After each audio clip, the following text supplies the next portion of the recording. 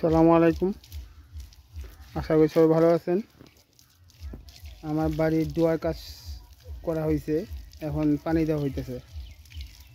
সকালে একবার পানি দিছি, এখন দুপুরে পানি দিচ্ছি।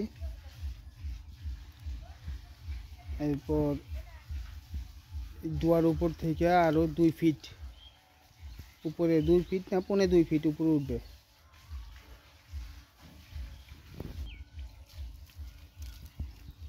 তো এখন এরপরে মাটি ফেলানো হবে। কালকে ইনশাআল্লাহ কালকে থেকে মাটি ফেলানোর কাজ শুরু হবে। মাটি ফেলানোর পর পাকা করা হবে এবং উপরে আরও 2 ফিট ওয়াল দেওয়া হবে। তারপর বেড়ার টিন লাগানো হবে। দেখতে পাচ্ছেন আপনারা।